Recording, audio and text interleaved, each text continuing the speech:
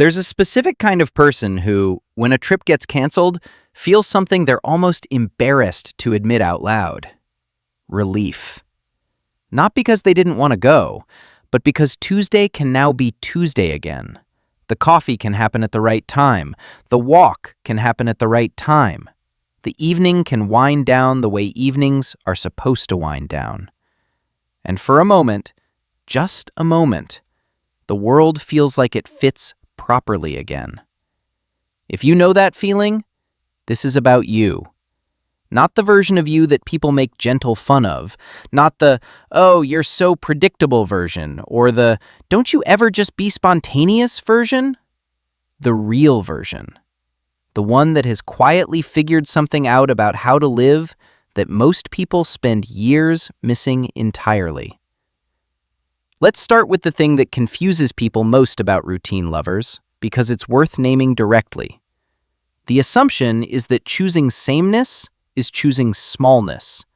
That a person who eats the same breakfast and takes the same walk and goes to bed at the same time is somehow playing it safe, opting out, afraid of something. And on the surface, I understand why it looks that way from the outside.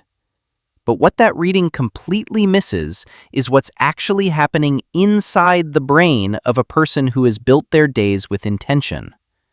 Your brain, and I mean this in the most literal, neurological sense, does not have unlimited energy for thinking. Every decision you make across a day, every choice, large or small, costs something real. Neuroscientists who study decision fatigue have found that the prefrontal cortex, the part of your brain doing the heavy lifting of deliberate thought, depletes measurably over the course of a day. And here's the part that doesn't get said enough. It depletes on everything. The big decisions and the small ones pull from the same reservoir. What to eat, which email to respond to first, what route to take, what to say in a conversation that requires some care. It all costs the same currency. The tank doesn't know the difference between trivial and important. It just gets lower. Now think about what routine actually does to that equation. When a behavior becomes truly automatic, when it migrates out of conscious deliberation and into the deeper, older structures of the brain, it costs almost nothing. Not less, almost nothing. Your morning sequence isn't a decision anymore. It's more like breathing. And because it isn't a decision, it isn't touching your reserves. Every automatic thing in your day is one less withdrawal from an account you need to be full for the things that actually matter. People who love routine aren't avoiding thinking. They're conserving it for when it counts. But there's a layer underneath the efficiency argument that I find more interesting, more human. Think about what certainty actually feels like in the body. Not certainty about big things, not knowing how your life will turn out or whether you made the right choices, just the small, daily certainty of knowing what the next hour looks like. There's a physical quality to it, a settling. And it turns out that isn't imagined or sentimental. It's physiological. The nervous system reads predictability as safety. That's not a metaphor, it's evolutionary biology. We spent hundreds of thousands of years in environments where uncertainty often meant danger, where not knowing what was around the corner had genuine, lethal consequences. The brain systems that evolved to manage that haven't gone anywhere. They're still running in the background, still rating your environment for threat, still using unpredictability as one of their primary warning signals. When your days have a structure, those systems quiet down. Cortisol, your primary stress hormone, runs lower when you're not navigating constant novelty. Your baseline state shifts.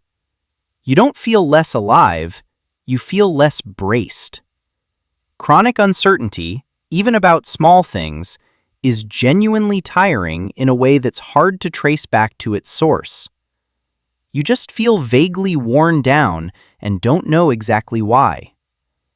A lot of people who thrive in chaos think they're thriving, but their bodies are keeping score differently. There's a version of this that shows up in the lives of people who've produced remarkable things, and it's worth pausing on because it complicates the popular story about creativity and structure being opposites.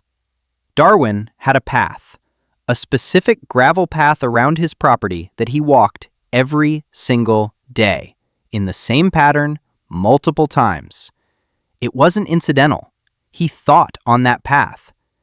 Kant's afternoon walks were so consistent that his neighbors, and this is documented, used him as a timepiece.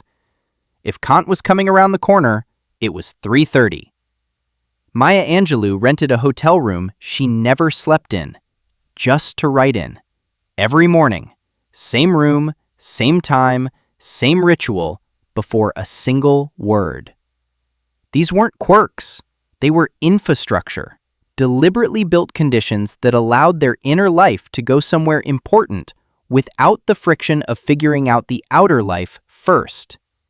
The routine wasn't where the interesting stuff happened.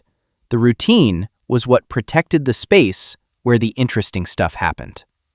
And I think that reframe is genuinely worth sitting with, because the most common critique of structure, that it kills spontaneity, that it keeps you from being present to life as it actually arrives, gets it exactly backwards. The people most available for the unexpected moments, the real conversations, the creative detours, are often the ones whose baseline requires the least maintenance. When you're not spending energy on the architecture of your day, you have more of yourself available for everything that falls outside of it. There's one more thing here that tends to go unsaid, and it might actually be the most important one. Routine is a form of self-respect that doesn't announce itself. When you commit to sleeping at a certain time, you're making a promise to the version of yourself who has to show up tomorrow. When you protect a morning ritual, you're saying something's worth protecting.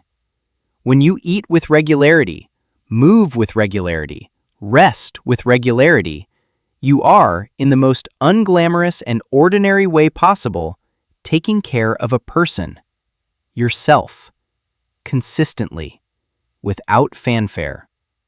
We live inside a culture that has a very specific idea of what self-care looks like, and it tends to involve either dramatic acts of indulgence or ambitious new commitments.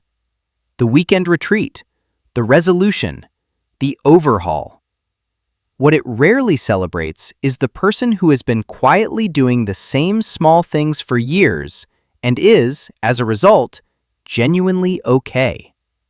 Not peak performance optimized, not reinvented, not on a journey, just okay. Steady. Reliable to themselves in a way that makes them reliable to everyone else too. That's not boring. That's actually one of the harder things to sustain. So if someone has ever made you feel vaguely strange for loving your Tuesday, for needing the week to have its shape, for feeling genuinely unsettled when the rhythm breaks, I want to offer you a different frame for it. You have figured out something real. Something that takes most people a long time and a lot of unnecessary chaos to learn. That freedom doesn't actually come from the absence of structure. It comes from having enough structure that the rest of your life can breathe. Your routine isn't what's limiting you. It's what's holding everything else up. What's the ritual you'd miss most if it disappeared tomorrow? I'm genuinely asking. Drop it in the comments.